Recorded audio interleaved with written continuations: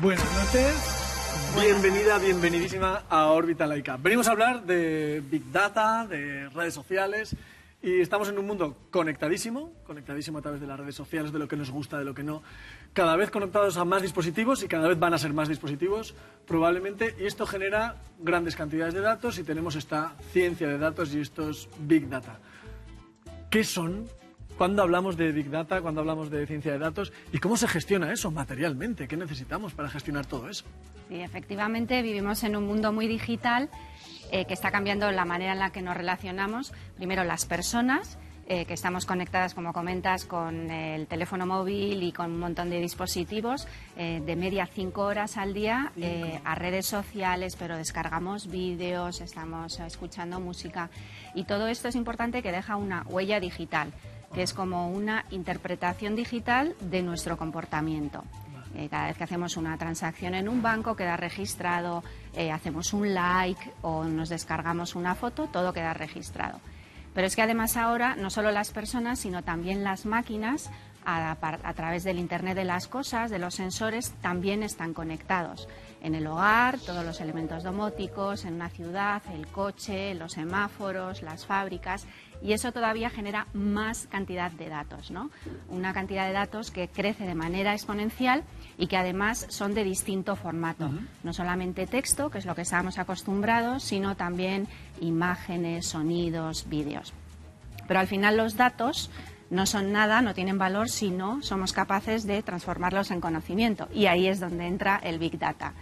El Big Data lo que permite es almacenar, procesar y analizar esta ingente cantidad de datos que, como hemos dicho, se caracteriza por varias Vs. La V de volumen, que es la que más llama la atención, pero no es la más importante. Hay también una V de variedad, como decíamos, son datos estructurados, pero también no estructurados, imágenes, sonidos, fotos, y además la velocidad, la necesidad de analizarlo de manera inmediata, en tiempo real. Y lo que ha supuesto una diferencia del Big Data es que permite analizar estos datos, algo que no podíamos hacer con las tecnologías anteriores, gracias, por ejemplo, a la informática distribuida, el poder analizar en servidores en paralelo y después combinar esa información. Lo que permite es que sea, por una parte, escalable, infinitamente más barato de procesar y además redundante, no se pierde la información. Es más seguro. Mucho más seguro. Vale. Al hablar de datos, muchas veces nos viene a la cabeza, mucha gente, no es el lado siniestro de los datos, de la privacidad, etcétera, pero también es una oportunidad para la actividad de las empresas, ¿no? ¿Qué oportunidades se abren ahora con este tipo de, no solo de infraestructuras, sino también de datos que tenemos disponibles y que generamos continuamente, como decías? Sí, las oportunidades son enormes. Como dices, la tecnología no es ni buena ni mala y a veces se abusa, pero el beneficio es muchísimo más grande. En concreto, las empresas utilizan el Big Data para tomar mejores decisiones basadas en datos en vez de intuición o las opiniones de personas determinadas. Lo que permite es, al final, tomar decisiones más rápidas, implementarlas y lo que al final se traduce es en mejores resultados. Entonces, por eso se ha extendido tanto el Big Data en las empresas, ya de cualquier sector y de cualquier tamaño.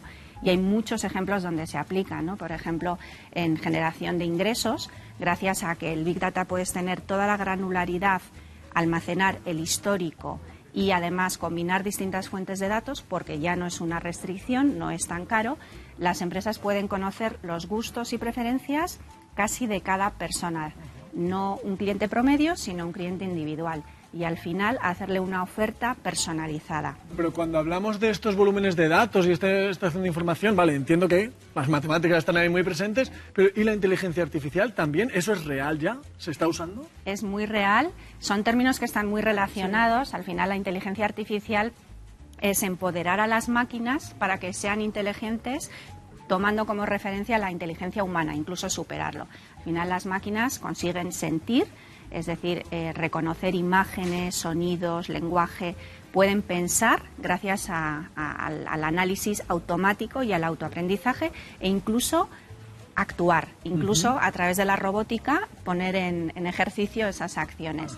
Y no es nuevo, es algo que existía ya en los años 50, pero necesitaban dos aspectos que aporta el Big Data para pasar del ámbito académico o de las películas de ciencia ficción y que ya sea una realidad, que son dos aspectos que trae el Big Data, que son precisamente esa cantidad enorme de datos y esa capacidad de procesamiento casi infinita para entrenar los modelos, las máquinas. Hemos hablado de las empresas y todo, pero también el uso de datos puede tener una componente social, ¿no? Podemos mejorar la sociedad de alguna forma, usar el Big Data para hacer el bien. Sí, es una de las grandes tendencias, lo que se llama Big Data for Social Good o para el bien social, que es aplicar los mismos datos y las mismas herramientas que ya tenemos las empresas, llegando a acuerdos con organismos o con ONGs, organismos internacionales, para aplicarlo a tomar mejores decisiones en este tipo de proyectos, ¿no? Me interesa, y casi ya para terminar, me interesa esa responsabilidad de las empresas que gestionan y manejan los datos para gestionar también bien la seguridad y la privacidad de las personas, pero ¿cuál es también la responsabilidad de nosotros como usuarios, ¿no? En la gestión y en la responsabilidad sobre nuestros propios datos? ¿Qué tipos de datos cedemos? ¿Cómo los manejamos? ¿Cómo de seguro los almacenamos? Es muy importante porque al final nos tenemos que dotar de un marco social que trate los datos de manera adecuada. Y es importante la regulación. En Europa tenemos una regulación que es bastante garantista, pero no es suficiente porque la tecnología va por delante. También las empresas nos estamos autorregulando, marcándonos ciertos principios éticos de comportamiento, como Telefónica tiene sus principios, como muchas otras empresas, pero tampoco es suficiente. Al final, siempre tenemos que tener una responsabilidad personal de defender nuestros derechos de privacidad. Hemos visto que en las redes sociales exponemos y compartimos muchísima información, que está perfecto, pero es importante, primero, saber que siempre deja una huella digital.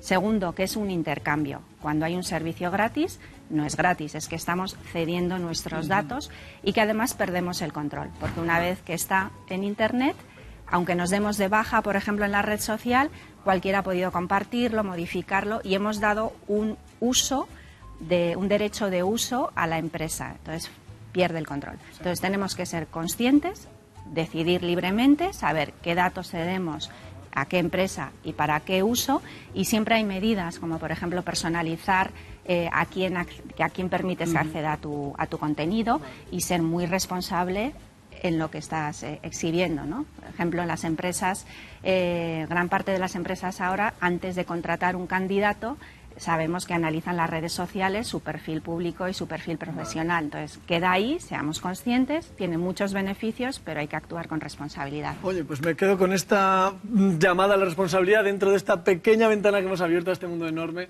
del Big Data y esta responsabilidad social, empresarial y personal también. Muchísimas gracias, Elena. Muchas gracias, Eduardo.